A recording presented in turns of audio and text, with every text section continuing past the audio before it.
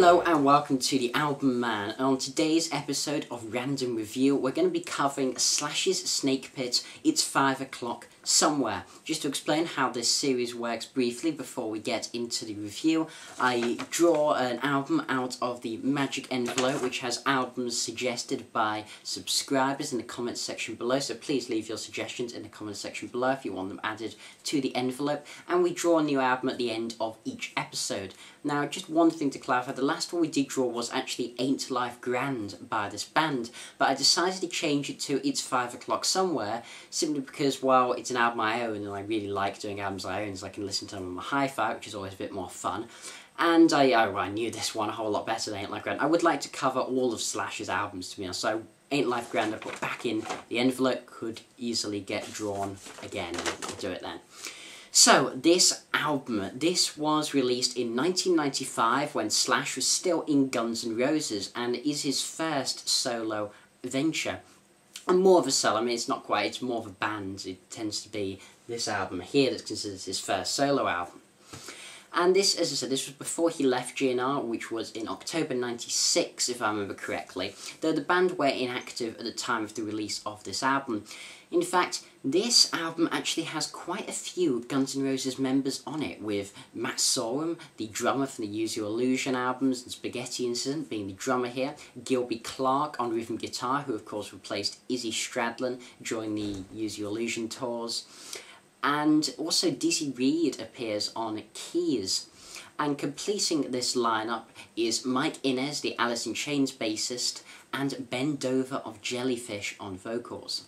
This album consists of quite a few songs that Slash originally put forward to Axl to be on the new GNR album, which was of course never done when Slash was in the band, and there's no contribution from him. Though this album overall does have a different feel to that which we got from Guns N' Roses releases. I mean, this keeps some of the elements, some of the sheer riffage and the hard rocking presence of Appetite, though what particularly is missing is the layers of piano and the more experimental edge of Use Your Illusions. Instead, Slash takes away what Axl added to the Use Your Illusions and goes back to the roots, does what he does best, rock hard, and this just delivers that in spades. Though he also still keeps things interesting as he draws from various influences such as rock and roll, blues, and even southern boogie. He certainly shows his appreciation for boogie music in this record, and even more in creating this album. The best example, without a doubt, of what this band is capable of is Neither Can I. This is the opening track and the best song on the album without a shadow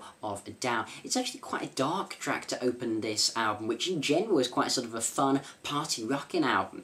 It starts with some picked acoustic guitar and a harmonica solo opening the song before we hear some electric guitar and some clean electric riffs though over the top from Slash as Ben Dover's voice comes in. This song lyrically, as I alluded to before, is quite dark. It's about suicide and the suicide of seemingly a friend or something, and has quite a poignant tone to it, and coming in at nearly 7 minutes, this song truly is epic as it moves from acoustic to all-out bluesy hard rock, and Dover really gets to showcase his vocal range, put his voice to the maximum, which works very well for this song. Though what makes it just so captivating is the chemistry between the various players on this album, and just a variety of things going on. This is more of a straightforward rocker, and it just really shows Slash at his most creative. It's just an astounding song. This song is then followed up by Dime Store Rock, which has an intro that sounds very GNR. In fact, so GNR that you could imagine Axl's vocals come in, and you almost think they will, of course. He isn't on this album, unsurprisingly. But even without Rose, this song contains some of Slash's best fast-paced, hard-hitting riffs since Appetite. If you like a song like Night Train, then this should be right up your alley, with some of the solos being almost reminiscent of the ones in there as Slash goes faster and faster over Ben's vocals, creating this frantic frenzy of insanely great rock music combined with a ridiculously catchy hook. Though this song also showcases the diversity on the record, particularly as towards the end, Inez on bass plays this really thick, slower, swampy bass line, which almost seems to have sort of a wah-wah maybe over the top. And this song gets very bluesy, almost in a Black Crowes kind of way. A stunning track. Completing this 1, 2, 3 punch and knocking it out of the park is Beggars and Hangers-On, which honestly could almost be a Choir Boys track from A Bit of What You Fancy, with Bend Over sounding quite a bit like Spike from the Choir Boys, with almost a touch of Cormac Neeson from The Answer thrown in, though Bend Over certainly doesn't seem to be Irish. The best way I can really describe Bend Over's voice is being that sort of raw-throated, smoking, drinking, everyday, kind of raspy voice in the style of British blues and rock and roll singers of yesteryear. Again, like Spike from Choir Boys, if you know that band, and he's even thanked in the liner notes. This song, though, this is more of a ballad than the previous two, but rocks hard in the chorus and has a real retro feel to it. This was the single, with writing credit from freaking Duff McKagan. Need I say more about why this is such a stunning song? Though if we go back to Bend Over's vocals and focus a bit more on that, from many reviewers and people, he seems to have been criticised on this album. I think it's because too many compare his performance to Axl, and yeah, he has nowhere near the range. He can't do those banshee wails or the deep-voiced Mr. Brownstone thing as well as Axl does. That doesn't mean his voice is bad, it's just more that it suits a different style of music, more of a 70s Stones, Faces influenced rock and roll with some Southern Black Crowes, Blackfoot thrown in for good measure. More so than the almost glam metal stylings of Guns N' Roses. His voice's biggest weakness, though, I find, is when it's not going all out, when it's not pushing the acceleration pedal to the floor, like on a song like Lower, which is one of the slower songs on the record at first before launching into an all-out chorus. The vocals are just really weak and lackluster on the verse, which detracts from the song, making it one of the slightly weaker tracks on the record, and I just don't find he does that quieter sound as well, honestly. Though he does have some spectacular vocal performances, like on a song like Good to Be Alive, which just has such a powerful performance. He really goes flat out there and he shines. Another strength of this album is the rhythm section, with both Matt Sorum and Mike Inez given time to shine, with Inez's standout moment definitely being on the very strong instrumental track Jizz da Pit, though what a crap name. I mean, who thought, oh, let's call this track Jizz da Pit? Yeah, okay. This track is sort of focused around a fast-paced 12-bar blues style riff with some amazing soloing going on from Slash over the top, before changing to a slower, more Inez-dominated bluesy part, where Inez really gets to show what his bass work's made of. And then when it comes to Matt Sorum, he's seriously impressed on this record, delivering some of the best drumming of his entire career. I mean, just look at the intro of Soma City, which has a co-writing credit from Izzy Stradlin, which is also really cool.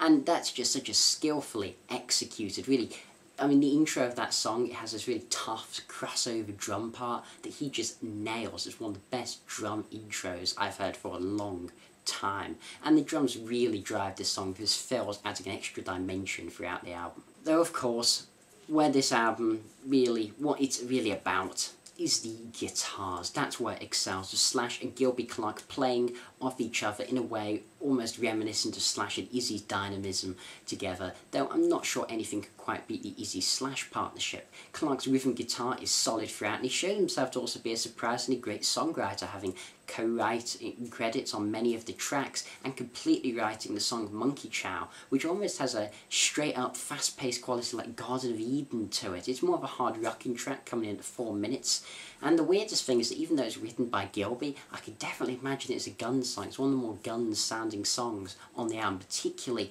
in the verse. But yeah, this album definitely showcases how talented Clarke was and how underrated I think he is. Though this band is called Slash's Snakepit for a reason, as Slash really dominates this album truly. I mean, in Guns it was him and Axl that dominated, but here it really is just Slash that takes over each song, particularly as while Guns sounded more focused around melody and a catchy hook, Snakepit is focused more around the instrumentation and extended jams, which really works to Slash's benefit as a guitar player. His playing throughout is just exceptional, well. With his trademark tone and style, there is no mistaking him, from his remarkable riffs to his solos that really just want to make you pick up the guitar and play. I mean, it's hard to isolate a few standout moments on the album where his solos have been particular excellence. They really are so consistent throughout. But a few of my favourites are on Jizz da Pit, Back and Forth Again, which the guitar solo really is the highlight of that track. It's a pretty good power ballad that's grown on me, but it's that solo.